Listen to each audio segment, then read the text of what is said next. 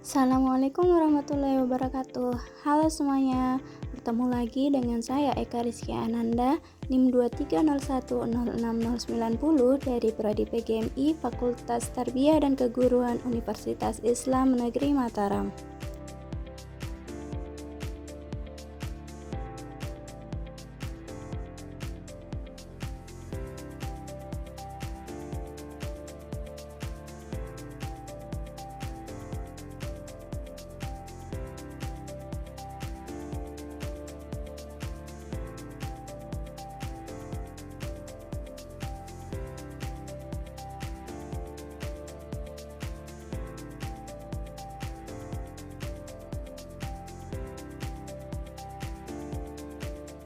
Assalamualaikum warahmatullahi wabarakatuh. Kenalkan Pak, saya Eka Rizky Ananda dari Laborasi Fakultas Tarbiyah dan Keguruan Prodi PGMI. Saya dari Universitas Islam Negeri Mataram. Izin ingin melakukan observasi awal di kelas 5 ini. Nah, berikut beberapa pertanyaan saya, Pak. Apa saja intrakurikuler yang ada di sekolah ini? Kalau intra ya? Intra. Kalau mata pelajarannya sesuai dengan sudah di kurikulum merdeka, pertama ada IPA, bahasa Indonesia, matematika, kemudian seni itu seni komunikasi dan seni rupa, kemudian Pancasila. Kalau Bapak ngajarnya di mata pelajaran apa? Saya kan berkelas. Wali kelasnya, jadi semuanya. Kalau untuk PAI-nya itu Bapak juga atau ada guru lain? Ada juga. Guru lain. Penjas guru lain juga ya?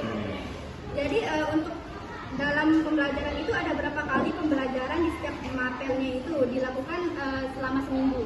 Selama seminggu itu ada berapa kali dilakukan? Kalau selama seminggu itu kan tergantung jumlah jamnya ya. Jadi kita sesuaikan dengan jumlah jam itu. Kalau misalnya kalau yang IPAS 6 jam, jadi untuk pertemuan satu minggu itu kita rencanakan untuk 3 kali pertemuan gitu. Jadinya kalau 1 JP itu berapa menit? Satu kali pertemuan itu Kali pertemuan itu ada berapa menit? 35 menit. Satu kali 35 menit. Jadi untuk apakah di sekolah ini memiliki organisasi atau kegiatan rutin yang dilakukan setiap hari atau setiap minggu, setiap bulannya, Pak? Misalnya kayak D5-nya gitu. Kebetulan saya adalah ketua dari pembinaan, kemudian ketua Komber belajar. Untuk P5-nya itu apa aja ya, Pak, di sini? Kemarin waktu di kelas 4, kebetulan saya sedang mengajar di kelas 5, kita sempat melaksanakan atau melakukan itu gaya hidup berkelanjutan. Itu fokusnya ada di sampah, pembuatan pupuk tata kelola dan cair sama ekonomi. Tapi fokusnya kita bertanam sebenarnya kita fokusnya di situ, tapi include juga termasuk pembuatan pupuk. Jadi berapa kali dilakukan itu? Apakah dalam 1 bulan itu ada 2 atau 3 kali atau dilakukan selama seminggu gitu? Kalau pengerjaannya itu kita sesuaikan dengan per minggu, bisa kita laksanakan per minggu, ada yang per minggu kita laksanakan, ada juga yang kegiatannya per hari dan satu minggu. Jadi kalau 1 minggu itu pun kita harus satu sama seperti hari ini, jadi pun harus satu. Jadi hari ini ada P5-nya. Untuk ekstrakurikulernya ini apa? Di sekolah ini ada bermacam-macam ekstrakurikuler ya? Yang pertama ada drum band, kemudian silat, kemudian pramuka. Berapa kali ekstrakurikuler itu dilakukan dalam satu pekan atau dalam sebulan? Kalau dalam sebulan sesuai dengan jadwal itu seminggu sekali sih. Drum band seminggu sekali, silat seminggu sekali, kemudian 2 kali seminggu ya. Kemudian kalau yang pramuka 1 minggu sekali. Kemudian untuk sekiranya ada lomba atau sebagainya itu, jadi persiapannya pun 1 kali seminggu itu pun kita lakukan. Kalau untuk jam pelajaran JP-nya untuk ekstrakurikuler itu biasanya berapa jam? Atau 1 jam atau bisa lebih? 2 jam ya. Tapi kalau yang silat itu lebih dia, sampai jam 6, mulai jam 4 sampai jam 6. Sore ya? Yang kita alokasikan waktu itu sebenarnya 2 jam, tapi menyelesaikan saja. Jadi kapan selesainya, kapan selesainya, Apa saja indikator yang harus siswa capai? Kasih tahu mata pelajaran aja. Ya. Jadi indikator pencapaian setiap pelajaran gitu ya. Kalau indikator itu menyesuaikan dengan sekarang kan PP-nya, ATP-nya. Jadi indikatornya siswa itu mampu gitu, mampu bisa memahami, kemudian mampu melaksanakan. Itu sebenarnya indikator yang poinnya. Kalau untuk pelajaran IPS-nya apa Pak? Indikator pembelajaran IPS-nya mencapai indikator dalam pembelajaran IPS. Caranya maksudnya? Ya, tadi. Ya, jadi kita menyesuaikan dengan misalnya begini. Kalau kemarin di IPAS itu ada sifat-sifat katanya di kelas 2. Jadi untuk mencapai indikator atau untuk mencapai APP-nya itu, jadi kita merancang kegiatannya dengan misalnya yang apa namanya dibutuhkan di APP itu adalah untuk praktek, misalnya praktek apa namanya kata hayal gitu ya. Jadi kan ada indikator-indikator tertentu. Jadi untuk mencapai indikator itu ya perlu kita siapkan dulu persiapannya, kemudian alat dan bahannya, kemudian siswanya bagaimana, apa yang dilakukan. Nah itu nanti kita buat checklistnya tentang checklistnya. Jadi kalau siswanya mampu, misalnya mampu melaksanakan, kemudian di akhir juga mampu mengetahui, jadi itu saya rasa itu akan mencapai indikator itu. Berarti di sini untuk peserta didiknya mereka sudah ke tahap untuk praktik misalnya supaya mereka itu mengetahui sifat-sifat saya.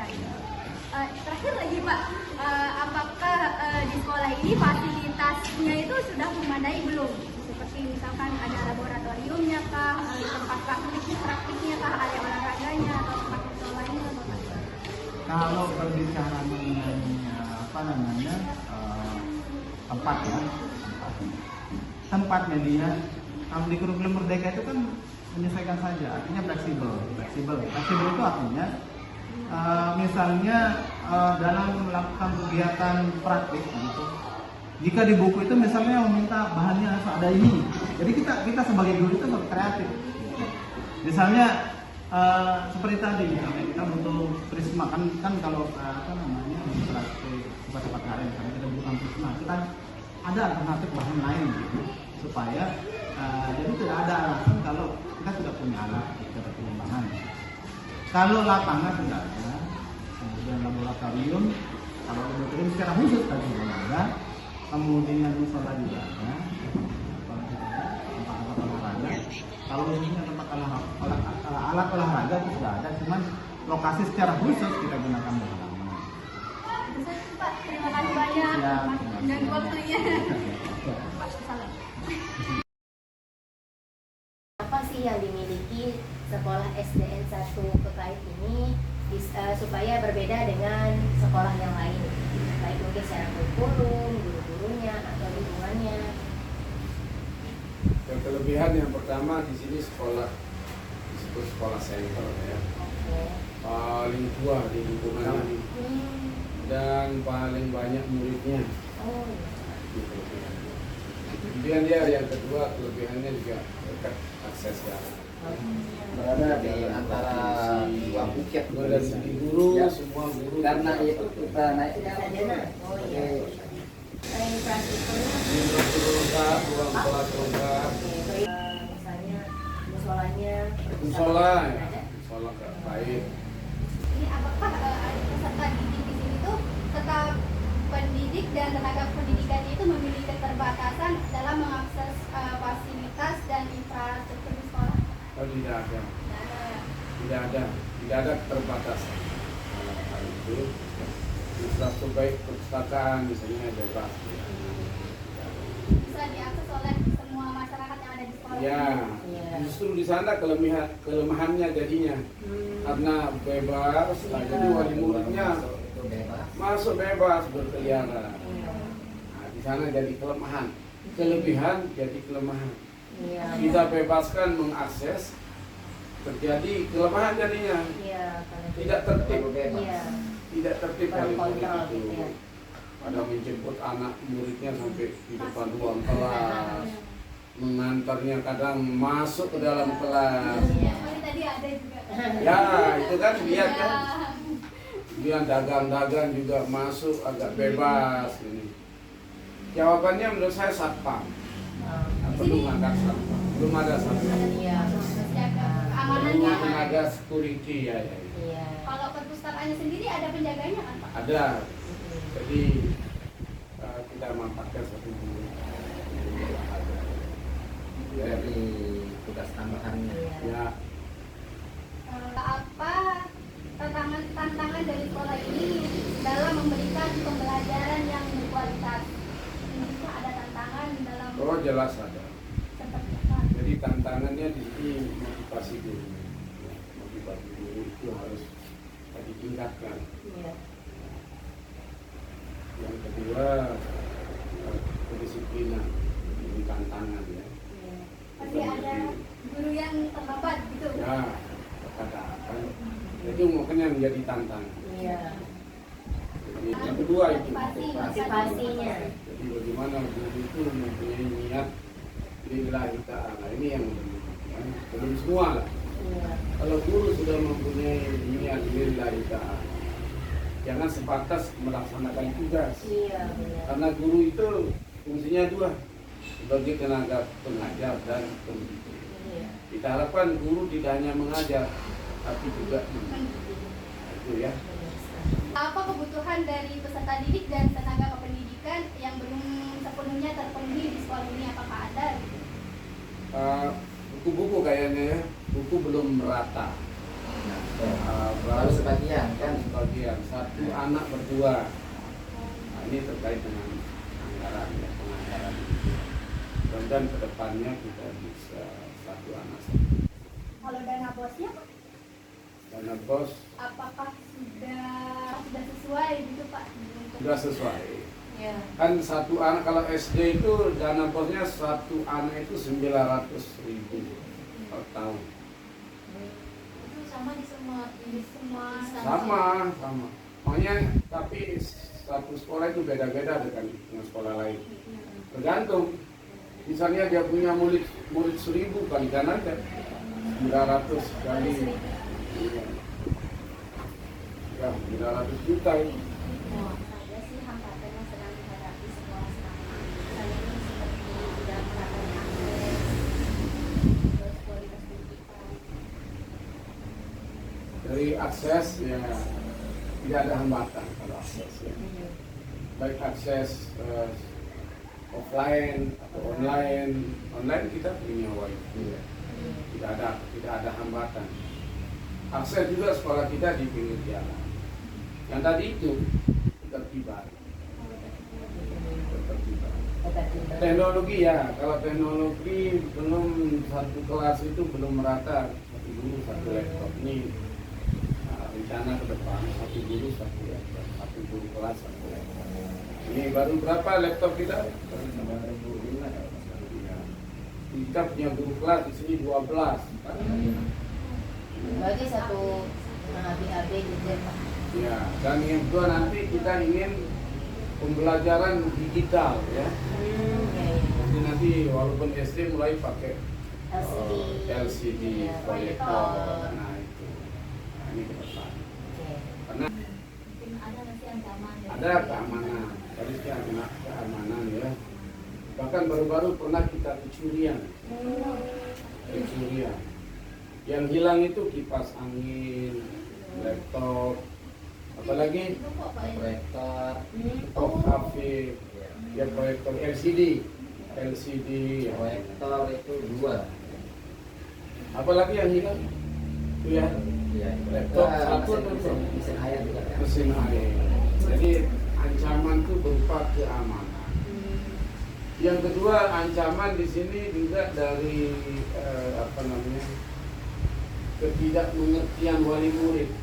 Kadang wali murid itu kalau Sering anaknya berkelahi, terjadi. dia datang, Itu lagi gitu. dia datang mau mukul anak orang gitu. Dia ingin menghakimi. Iya. Nah itu kesadaran wali murid yang belum. Sering begitu. Terus kalau dari segi lingkungan gitu. Lingkungan sini banjir.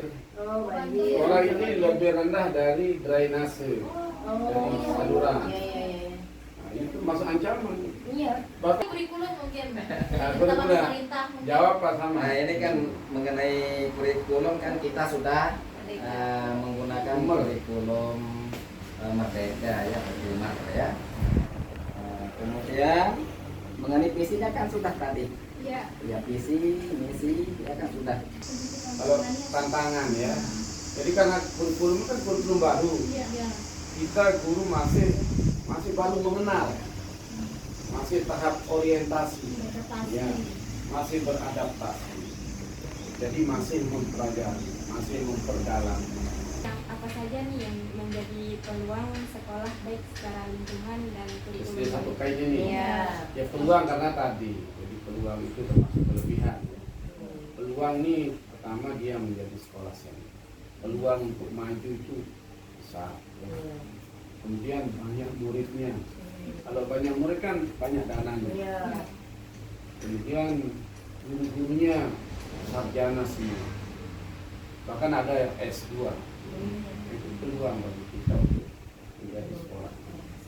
Tinggal bagaimana mendisiplinkan guru, ya, mengarahkan guru supaya niatnya lillahi ta'ala dan menertibkan situasi sekolah yang belum tertib, yang wali murid yang masih berkeliaran, ya, dagang-dagang yang tidak teratur.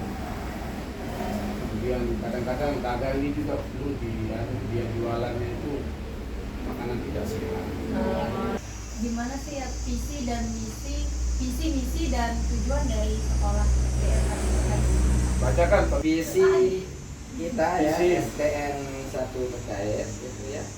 Terwujudnya profil pelajar Pancasila yang mencerminkan sekolah bersih, hijau, menyenangkan, mengembangkan potensi anak dan berakhlak mulia. Itu visinya ya. Kemudian kalau misinya, yang pertama mengembangkan budaya bersih, 2 mengembangkan budaya cinta lingkungan, yang ketiga mengembangkan potensi siswa, 4 mengembangkan budaya proses KBM berbasis kompetensi, yang terakhir yang kelima menanamkan dasar-dasar berperilaku budi pekerti dan berakhlak mulia. Apakah visi misi dan tujuan ini sudah selaras? Nah ya alhamdulillah sudah. Kalau mengenai ini kan apa namanya memajukan potensi anak ini kan malahan setiap hari Jumat itu kita mengadakan imtak itu ya Pak Guru ya. Nah, kita datangkan penceramah dari luar untuk membentuk karakter siswa supaya menjadi anak yang berperilaku berakhlak mulia. Tiap hari Melalui Jumat programnya. program. Ada yang menggali potensi siswa juga, Ya. mencari bakat gitu kan. Ada kita juga adakan Silat. ekstra silat. Ada yang bakat silat, Drum rambe, pramuka. Kan drum bandnya kemarin itu kita dapat juara 2 ya Pak Guru ya. Ya. Nah, Jadi pertanyaan terakhir kita Pak, terima kasih atas waktunya. Terima kasih juga sudah Pak. mengganggu. Dokumentasi. Kita mau Oke, foto. mari di depan.